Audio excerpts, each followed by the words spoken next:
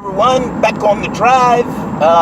Leaving work a little bit early today. I have to stop by to get my car fixed. But this kind of brings up an interesting conversation. So, I think it was a week or so ago, or a few weeks ago, I got a ticket for not having my inspection done, and I still don't have it done, but I had to pay for it either way. It was $100, and I have the money to pay for the inspection, but I started thinking about, what if you didn't have the money to pay for it? Like, what if you didn't have the money to pay for the inspection? What if you didn't have the money to pay for the ticket that you got for that inspection? In this country, we have what they used to call debtor's prisons. So debtor's prisons are situations where you're put in prison for not being able to pay a bill. The ridiculousness of it is, if I'm put in prison and not able to pay a bill because I can't afford it, how the fuck am I ever going to get the money to give you the cash for that bill? I'm in prison. And that goes into this whole different section of essentially corporations using prisoners for prison labor, paying them like 20 cents on a dollar or 20 cents an hour, some just god-awful near slave wage stuff.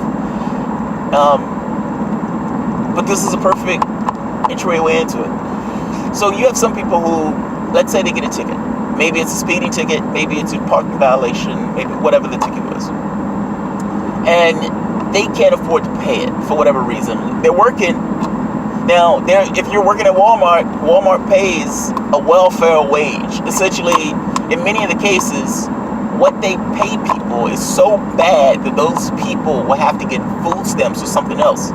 So essentially, the federal government has to balance out the ability of those people to be able to support themselves, because they don't necessarily make enough money to support themselves. Now, granted, this is a billion dollar company, multi-billion dollar company a year. So there is no reason whatsoever why they shouldn't be paying those people a fair wage. And when I'm saying a fair wage, I get really annoyed with people who say, well, I'm making this much. What the fuck does that have to do with them?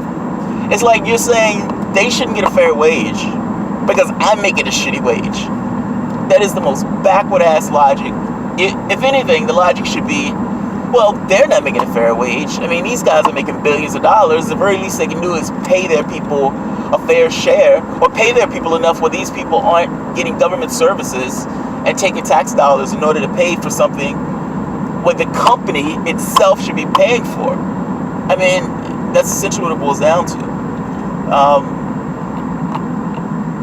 In regards to this whole debtor's prison thing, if I am not able to pay a particular bill, particularly, let's say, a court ordered bill, let's say it was a parking violation, something small, and then there are fines placed on it, and then as those fines build up and build up and build up, you can pay the original fine. So now you're expected to pay this astronomical fine. And at the end of the day, the original violation might have been minor, it might have been small, but now the government, it could be state or local, is after you for this huge amounts of money, and it puts you in prison. Shouldn't work that way, man. It really shouldn't work that way. I mean, it's fair game. We need regulation to make sure that things are necessarily safe. So I'm driving a car, yeah, we should have regulation to make sure that this car is particularly safe. So yeah, it needs to get inspected. Fair enough. If I am driving around and it's not inspected, can you ding me with a ticket? Fair enough. If I'm driving around and you ding me with a ticket, though, shouldn't there be some level of awareness by the city or by the state on whether or not the individual is capable of paying that ticket? And if so, shouldn't there be some moral caliber that says, well, hey, this guy is actually a good guy. We don't want to put people in prison for something that they weren't necessarily trying to do bad. They just didn't necessarily have the resource to do bad. Shouldn't people put people in prison for being poor? I guess that's what I'm getting at, and that's essentially what that boils down to. This was a little bit over the place. I mean, at the end of the day, I guess the point I'm getting at is that the things that are normal to, I think, a lot of people because of maybe their wages or something like that. Maybe they're middle class. You know, 50% of the people in the country make less than like $30,000, or make less than $30,000 a year. That is insane.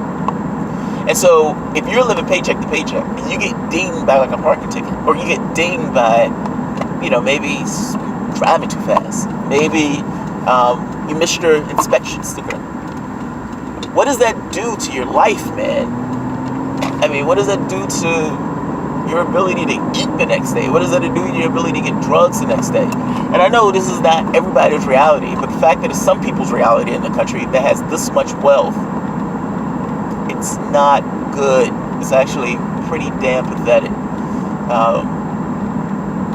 We have infinite money to bomb and kill people abroad, but we do not have infinite money to make sure that the people in this country are, for the most part, taken care of. So I'm going to end it there and drop my car off to get it inspected before I get another goddamn ticket. All right, guys.